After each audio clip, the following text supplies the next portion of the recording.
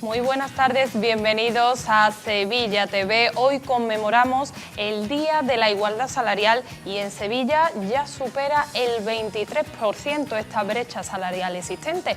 Y para ello tenemos aquí a nuestra primera invitada, Pepa Bermudo. Muy buenas tardes. Buenas tardes. Bueno, Pepa, eres secretaria de Mujer e Igualdad de Comisiones Obreras de Sevilla. Supongo que un día muy importante para conmemorar esta brecha salarial que hace pocos días sacabais incluso un informe diciendo que superaba este 23%, ¿no? Exactamente, estamos en la provincia de Sevilla en el 23,3%. La diferencia que hay entre lo que cobran las mujeres y los hombres sevillanos es de 4.886 euros al año. Además estamos por encima de la media de Andalucía y por encima de la media nacional. Incluso, Pepa, hoy creo que habéis tenido una concentración, creo, en las puertas de la sede de la Confederación de Empresarios de Sevilla. ¿Qué tal ha ido esta concentración? ¿Qué nos puedes contar sobre Pues esto? muy bien, hemos tenido una concentración a las 11 de la mañana y ha habido más de 200 delegadas y delegados y hemos entregado unos cheques simbólicos en la puerta de los empresarios por valor de 4.886 euros, que es lo que las mujeres cobramos de diferencias en esta provincia. Eso te iba a preguntar, Pepa, ¿cómo es posible que siga existiendo esta brecha salarial de casi 5.000 euros entre hombres y mujeres? La brecha salarial, aunque ha disminuido durante los últimos años, porque en 2011 era del 28%, sigue siendo todavía muy grande y hay muchísimos factores. Un factor muy importante es que continuamos con la cultura de que las mujeres somos las que nos ocupamos de los cuidados. Entonces, pues esos cuidados pues hace que nuestro acceso al mercado laboral sea diferente al de los hombres, sea en peores condiciones. Es decir, la tasa de actividad de las mujeres y de los hombres suele estar con una diferencia de más de 11 puntos. Porque las mujeres nos ocupamos de la casa, de los niños, de las niñas cuando nacen, de los mayores, y eso hace que nuestra vida laboral haya muchas interrupciones. Y además, pues también, pues cuando estamos trabajando, pues cojamos excedencias, reducciones de jornada, que también no nos benefician en absoluto. A colación de lo que has dicho, Pepa, me llama la atención porque existen las mismas oportunidades, por decirlo de alguna manera, entre hombres y mujeres a la hora de acceder a un trabajo. No, rotundamente no. Aunque la ley diga que supone que tenemos mismas oportunidades, no las hay. Es decir, ya en las entrevistas de trabajo no te pueden preguntar si eres soltera o si vas a tener hijos, pero lo siguen preguntando. Y algunas veces incluso utilizan otros sistemas, otro tipo de preguntas para saber si vas a tener cargas familiares pronto. Pero además hay otros factores que influyen, por ejemplo, las jornadas parciales. Nosotras, la mayoría de las jornadas parciales las hacen las mujeres, más de un 70%, o los complementos muchas veces discrecionales que se le dan a directivos son a los hombres y eso no nos benefician. O hay complementos salariales como penosidad, nocturnidad, disponibilidad, que están masculinizados, que se le dan a los hombres. Y las mujeres, por ejemplo, otros complementos, por ejemplo, no se valora, por ejemplo, trabajos donde haya que prestar mucha atención, y esas cuestiones no se nos valoran. Además, trabajamos en sectores, la mayoría de los sectores de cuidados, que están muy poco valorados socialmente y además muy poco valorados económicamente, como si el cuidar fuera algo inherente y no supusiera un esfuerzo a un auxiliar de ayuda a domicilio, cuidar a una persona dependiente o una monitora en una escuela infantil, cuidar a bebés y a niños y niñas pequeños, como si eso no supusiera un esfuerzo. Entonces, ese tipo de trabajo que hacemos las mujeres pues no está valorado.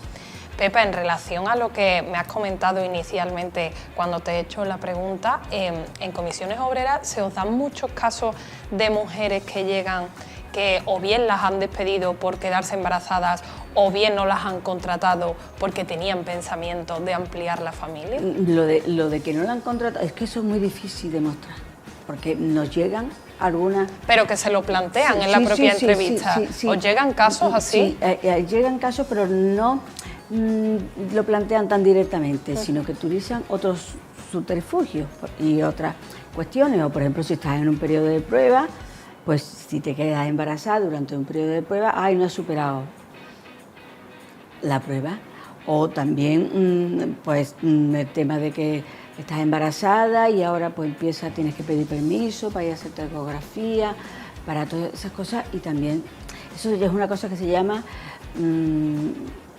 acoso por razón de sexo, y es una de las cuestiones a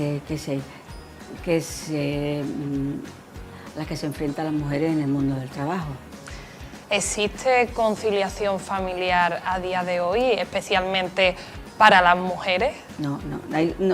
El problema es que la conciliación no es de las mujeres, la conciliación es de las mujeres y de los hombres.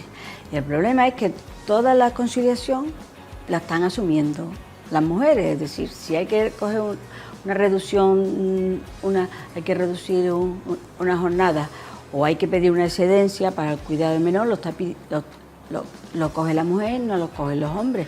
Por eso, Pepa, te he hecho referencia a la mujer, porque normalmente, ¿no?, y según los determinados informes y casos que hay, casi siempre es la mujer la que se coge esa reducción de jornada para cuidar de los menores. Claro, y eso es un problema, porque el problema es que nos empobrece a las mujeres, porque tú reduces la jornada, pero reduces también el salario. Si te pide una excedencia, pues no tiene salario, eso nos empobrece y a la larga, además, hace que cuando seamos mayores, pues la pensión sea menor que la de los hombres.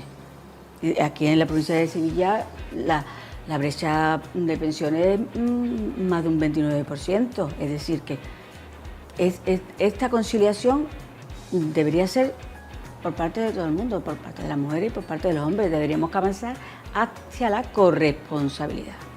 Y yo creo, Pepa, además que cada vez eso está cambiando más, ¿no? Los hombres de hoy en día tampoco son iguales que los hombres de antes. Hemos evolucionado en toda esta etapa. Algo estamos evolucionando, es decir, porque ya nos llegan consultas de compañeros preguntándolo por temas de conciliación, cada vez más, pero todavía muy lejos. Falta mucho, ¿no? Todavía. Muy lejos de lo que debería ser, pero sí, estamos teniendo ya algunos compañeros que preguntan por temas de concreciones horarias, por temas de reducciones, pero son casos mínimos, cada vez más, pero todavía en pequeña proporción. Mayoritariamente son las mujeres las que utilizan la conciliación. ¿Cómo puede, Pepa, o qué mecanismos deberíamos de utilizar para que se reduzca esta brecha salarial entre hombres y mujeres? Mira, ahora tenemos que, por ejemplo, hemos visto cómo la subida del salario mínimo interprofesional pues ha beneficiado la eliminación de la brecha, porque somos las mujeres las que cobramos los salarios más bajos. Subir el salario mínimo interprofesional, pues se reduce la brecha salarial, es decir, se elimina esa diferencia. Y también tenemos una herramienta que es los planes de igualdad, que todas las empresas mayores de 50 personas trabajadoras están obligadas a negociar un plan de igualdad, y ahí tenemos que negociar un registro retributivo, tenemos que ver cuáles son los salarios, cuáles son los complementos, y tenemos que negociar una valoración de puestos de trabajo con perspectiva de género y ver por qué los salarios brutos, qué son los complementos, qué es lo que se valora en cada empresa, y en función de eso, y ahí vemos también la brecha salarial en cada empresa y se ponen las medidas para eliminarla. Esas son las cuestiones. También tenemos que hacernos a la idea de que tenemos que pedir un sistema nacional de cuidado universal y gratuito, que todo el mundo sepa que puede disponer de unas escuelas infantiles gratuitas, que la ley de dependencia tenga los recursos suficientes para atender a los mayores, y que los permisos por conciliación tienen que ser retribuidos. Pepa, hemos hablado antes de los altos cargos o los cargos directivos a niveles más altos. ¿Crees que los altos cargos suelen estar ocupados por más hombres que por mujeres? No es que lo crea yo, es que hay estudios que así lo demuestran. Es decir, un porcentaje altísimo están ocupados por hombres, incluso en sectores muy feminizados, pues también se da que cuando a medida que va subiendo en el escalafón hay más hombres en puestos directivos que mujeres. Y es que además nos encontramos con una cultura empresarial donde se está favoreciendo mucho el presentismo, el que esté mucho tiempo en el puesto de trabajo se le favorece, y eso a las mujeres pues no nos beneficia en absoluto. Y también, por ejemplo, formaciones que se dan fuera del horario laboral para promocionar que las mujeres, por el hecho de tener que ocuparnos de los cuidados, pues tampoco no sirve, o que implique viajar. Y eso a las mujeres nos limita. El problema no es que nos limite a las mujeres, el problema es que no les limita a los hombres. ¿Comprende? Y con respecto a las pensiones que has comentado anteriormente, Pepa, ¿en qué limita a las mujeres? Pues limita pues al cotizar menos tiempo y al cotizar por menos dinero, haber cotizado menos cantidades, pues al final tu pensión es más pequeña.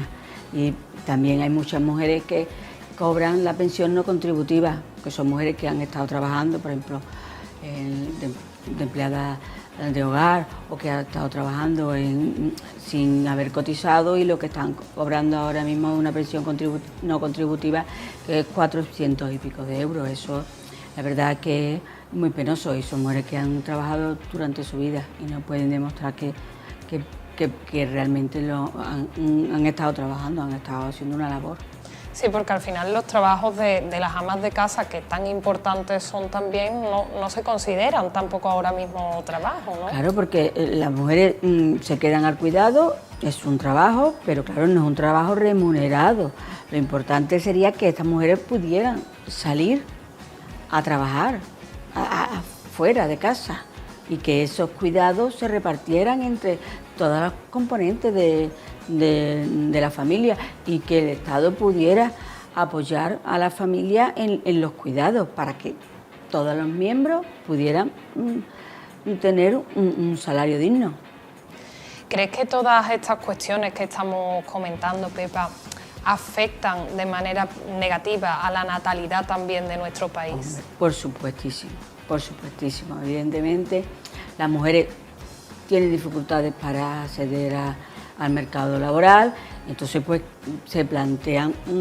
no se plantean tener hijos, hijas hasta que no llevan un tiempo ya estabilizado, igual hasta que nos llevan a los 40 años no tienen una estabilidad laboral, y tú no te planteas tener un hijo o una hija hasta que no tengas la posibilidad de darle una vida digna. Entonces eso está, la precariedad que está sufriendo la juventud, las mujeres y los jóvenes, pues está influyendo en la natalidad que sea tan bajo. Creo que somos el país de la Unión Europea que tenemos el índice de natalidad más bajo, el 1,1. En eso estoy algo de acuerdo contigo, Pepa. Pero en este último tiempo también se ha dado una corriente existente del empoderamiento de la mujer. ¿Crees que realmente se ha conseguido empoderar a la mujer? Ojalá. A ver, algunas nos estamos empoderando, pero estamos tomando conciencia de las dificultades que tenemos por el hecho de ser mujer. Pero y eso también influye en que consideramos pues que nuestra profesión es importante, que el trabajo es importante, que se decide, no estás obligada a tener hijos o hijas porque sí, sino cuando tú eres libre para tomar esa decisión, pero todavía queda mucho por hacer. De hecho, figúrate, es que la brecha salarial es tan importante, porque es que te hace tú esos 5.000 euros, casi 5.000 euros de diferencia entre las mujeres y los hombres, eso te implique en otras brechas, por ejemplo, en una brecha educativa, en una brecha sanitaria, en una brecha de salud, en una brecha de... Es decir, que tú esos 5.000 euros te supone que tú puedas ir a un gimnasio o no puedes ir a un gimnasio, que tú puedas matricularte en algo que quieres fuera del horario laboral o no, o incluso que tú puedas participar en política o en asociaciones, etcétera. Es decir, es tan importante porque es que la economía, realmente, la brecha salarial, yo digo que es la madre de todas las brechas y de todas las discriminaciones que sufrimos las mujeres. Pepa, y por último, ¿debe cambiar algunas leyes existentes para que todo lo que hemos comentado también cambie? Yo creo que ahora mismo tenemos leyes buenas, tenemos la ley de igualdad, es que tenemos leyes buenas, tenemos esos reales decretos que he hablado antes de planes de igualdad que son muy interesantes y son unas herramientas, lo que hay que ponerlas en marcha. Y eso tiene que impregnar la sociedad y tiene que entrar la democracia en las empresas y tiene que plantearse las empresas, ser conscientes de que tiene que haber mujeres y hombres y que la igualdad es buena en la sociedad y la igualdad es buena en las empresas. Pues Pepa, muchísimas gracias por habernos acompañado en nuestro programa de hoy. Gracias a ti.